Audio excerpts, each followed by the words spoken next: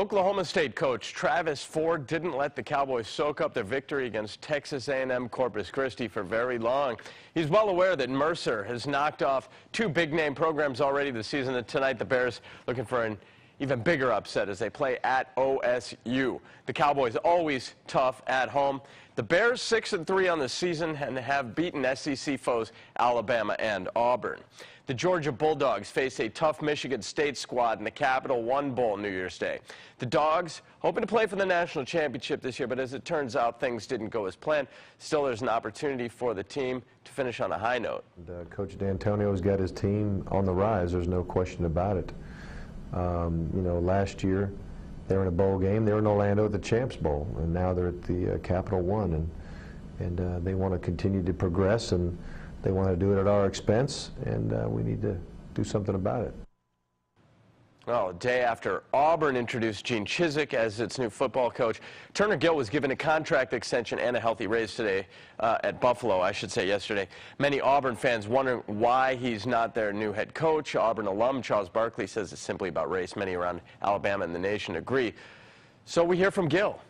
Well, they gave me a fair shot. I mean, anybody has an opportunity to speak what they want to say and how they want to say it, and Charles Barkley has an opportunity to speak his words, and again, they gave me a fair opportunity. It wasn't a fit. Do you think it was racially motivated? No, not at all. There was another report from ESPN.com that the reason you weren't considered or couldn't be considered was because of your wife, who's white. Can you talk about that? Oh, I'm not going to go into those details. People have a right to speak their minds and whatever they want to say.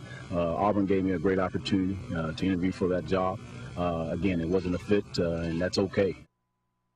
Well, a day after it looked like the Braves were about to land shortstop Rafael Furcal, the Dodgers have emerged as the front runner, the two clubs bidding for his services. And in fact, FoxSports.com is reporting that Furcal is signing with the Dodgers or leaning towards L.A. Atlanta offered a 3-year deal to bring the 31-year-old back to the organization that gave him a start. It might also free up the Braves to pursue the Jake Peavy trade once again should Furcal change again and go back to Atlanta.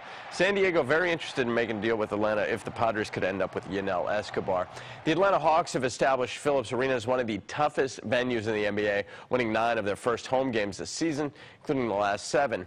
It shouldn't come as much of a surprise to the Boston Celtics, considering the defending NBA champions' 15-game winning streak in serious jeopardy on this evening when they visit the building where they couldn't win in 3 trips during last season's playoffs. The Hawks have already beaten one of the NBA's top teams on their current 8-game homestand, which they opened Saturday by ending Cleveland's 11-game winning streak with a 97-92 victory. So Hawks facing some tough scheduling right now, but confidence booster if they could get the win. Absolutely. Okay. Thanks, Jeremy. Thanks, Jeremy. Well, meteorologist Evan Hutchinson up next with one more look at the first